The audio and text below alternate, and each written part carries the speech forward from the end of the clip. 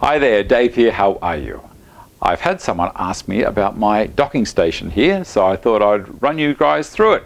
I've got a compound miter saw and also a drill press mounted in the one unit, which saves me a bit of space and lets me have a heap of area to cut. It's 9 meters long.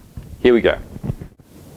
As with everything in my workshop, this area here is still under construction. I'd love to keep on creating, and so I shall be creating a whole lot of these boxes here, or this unit, down the other side, on the other side of the miter saw. Now the reason I want to do it on the other side of the miter saw is I want to close this in. I want to have a cupboard across the top, and I want to have cabinets down that side, so any of the dust that's created from this saw is still trapped here. It does a very, very good job of catching the dust as it is already, because I have a dust extraction system running off the port right at the back there, and I also have a dust extraction system running underneath the saw.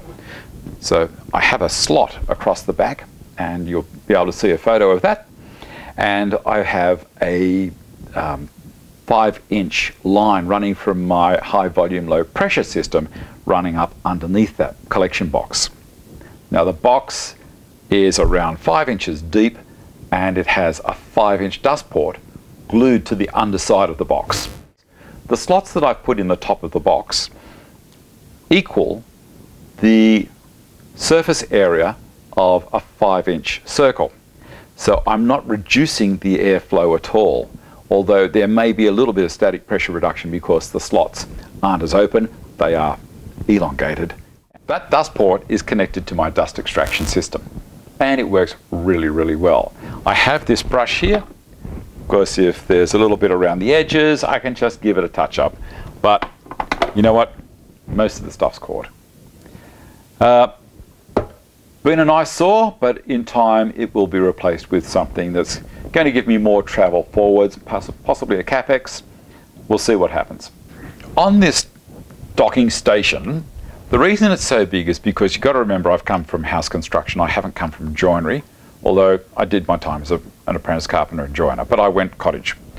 So with domestic housing, you need to be able to cut 5.4 meters, 18 feet, whatever, on a situation like this. And I used to pre-cut things like pergolas and what have you, all here.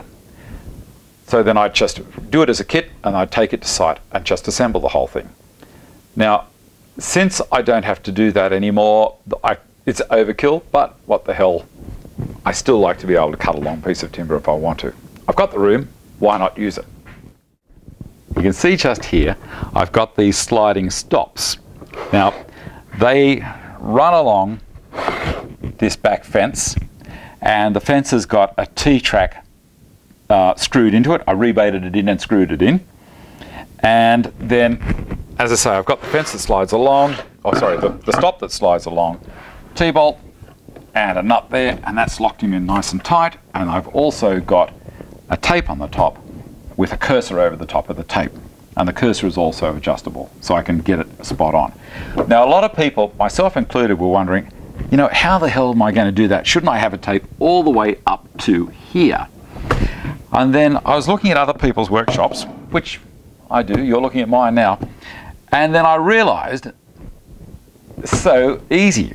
You just set the tape up here, make your stop, bring it up to 0, lock it off, bring the saw down, cut the stop to length, and all of a sudden the measurement is transposed from there back to there. So 0 there is 0 there. Bring it back to 100 mil here, is 100 mil away from down there.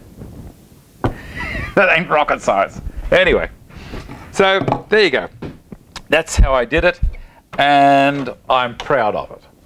So, let me show you something else. I've just removed this stop from the track to show you something. When you're cutting, ordinarily, you'll find bits of crap get caught there, and it will hold your bits of dust will get caught here, and it will hold your piece that you're cutting just away. So every time you cut, your piece of timber here is going to get shorter and shorter. To alleviate that, I did this cut. I don't know if we can see it there. I'm going to look straight into the monitor because then I'm going to be able to see if I can show you. There it is. I did that on the circular saw, so I just took the bottom off. So now the rubbish goes down there and hits that sweep which was left there by the circular saw. That's pretty cool. So now any rubbish can go in underneath that. The thing is though, of course, I can't cut anything less than about 4 millimeters thick because it'll slide under there. But that's all right. So on the other side of the saw, I've got the right hand stop as well, and when I slide it down in the T-track, it works perfectly on the right hand side. But I rarely use the one on the right hand side. I use it somewhere else. Because I'm right-handed, I hold on to the piece of timber that I want to keep on the left hand side with my left hand. Cut. Okay, so hold on to there and I cut with my right hand operating the saw. My waste is off to the right hand side. So really, I don't use the stop on that side terribly much. I use it on this side. But I did say that I use the stop, my right hand stop, somewhere else, and I use it on my drill press. So I think that's just about enough about all of this. I'll show you some pictures of the drawers that I've got underneath, because you've got all this bench, why not utilize the space underneath it?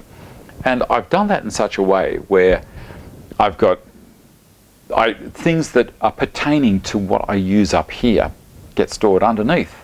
I've got vacuum hoses, because obviously there's vacuum around here close by. I've got a whole heap of drill bits in the drawer beside the drill press.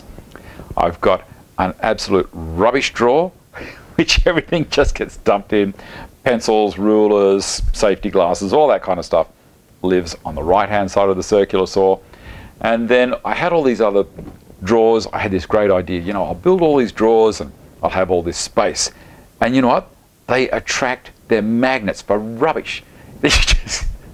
I'm going to have to pull all the rubbish out of those ones. So that's something I'm going to have to address.